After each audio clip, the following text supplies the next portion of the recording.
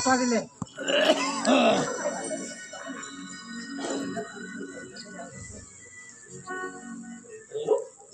अगं कसला विचार करतो रेणू? तुला कसला विचार करतोय? कसा विचार करणार? मला असं वाटतं राकेश, जीवन हे सुखापेक्षा दुःखाला जास्त जवळ करणारं का असावं? हे कोडं किती अवघड आहे. नाही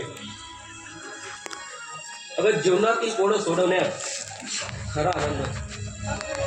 अगं, संसार रूपी ही जीवन नौका चालवण्यासाठी नावाडी फार चतुर असावं लागतं आणि तेव्हाच ती नाव पहिलं तीरावर नेण्यात यशस्वी होते.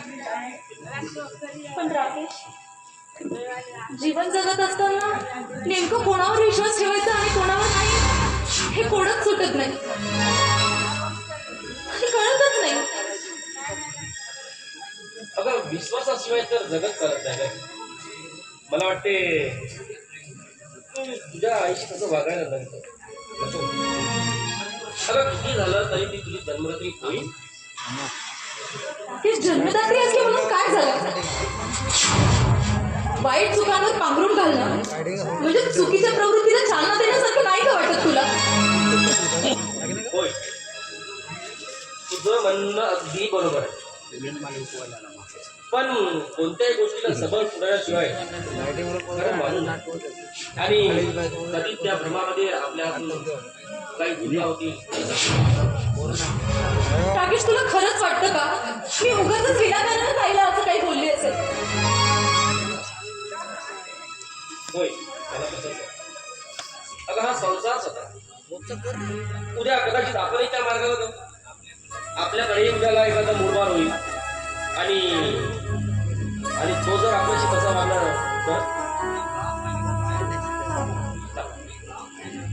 आणि मी बाप आणि तू आई होणार आणि तेव्हा जर असाच प्रसंग जर आपल्याशी घडला तर तू काय करशील? सांग रेणू, तू काय करशील?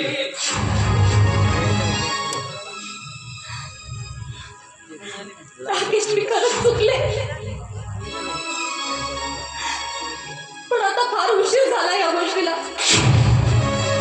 आता या गोष्टीचं प्रायश्चित करण्यासाठी किती दिवस लागतील काही सांगता येत नाही. अगं हे रेणू बेटा, अगं हे तुझ्या लक्षात आलं तेच तुझं पाहिजे.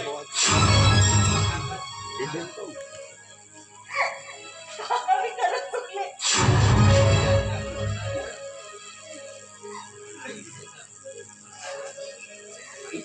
आईच्या त्या पसाऱ्यात, बाबांच्या त्या तेलकट कागदांच्या गोळ्यांमध्ये मी एवढी कंटाळले होते की चक्क त्यांना घरातून हाकलून दिलं.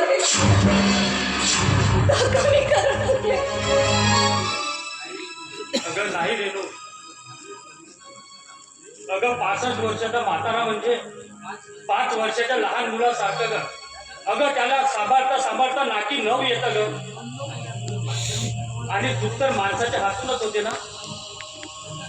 पण काका, मी जी चूक केली ती महाभयंकर आहे.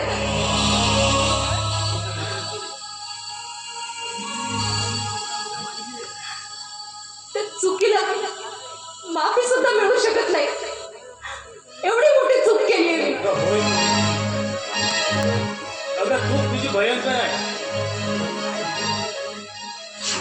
अगं पण काय केलं नाही त्यांनी तुमच्यासाठी?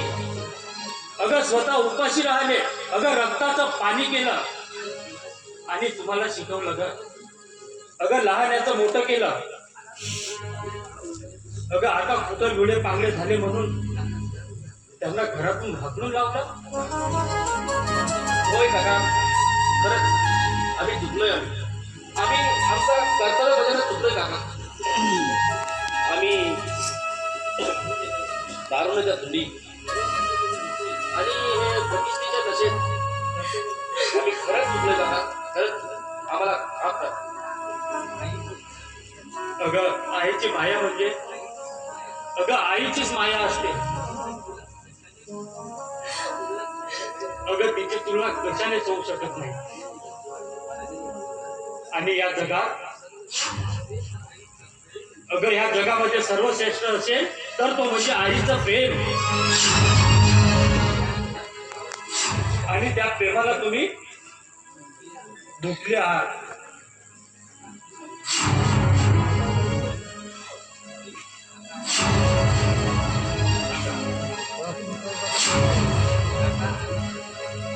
काका, आम्ही खरंच चुकलो. पण आता ते मला माफ करतील का? राकेश,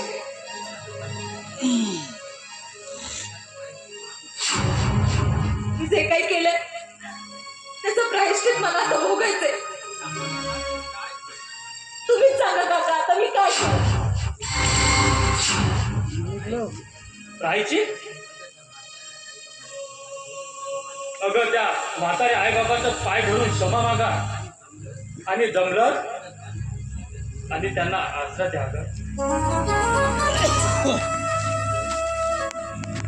हो काका,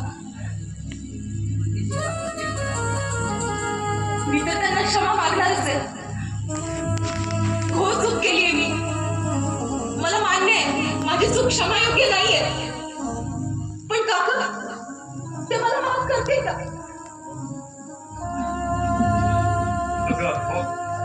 आई बाबा, आई बाबाचं हृदय एवढं मोठं असतं ना. अगं मुलाच्या हातून केवढी पण मोठी चूक होते तरी ते आपल्या पदरामध्ये घेतातच. जा बेटा, त्यांना आसरा दे.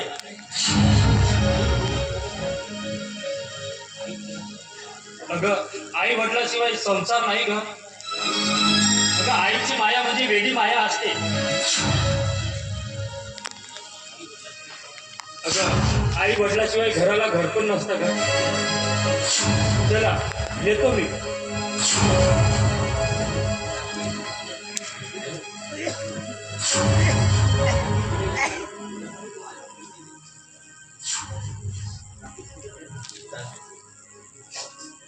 राकेश,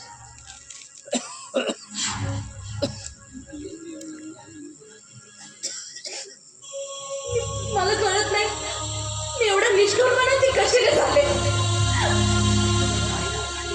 मी माझ्या जन्मदात्या आईवर असे घाणेरडे आरोप लावले. असं सगळं बोलताना, असं वागताना माझी जीभ कशी तुटून पडली नाही.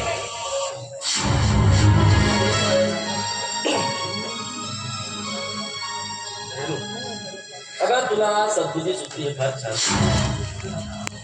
बरं चल आता आपण तुझ्या आई बाबांकडे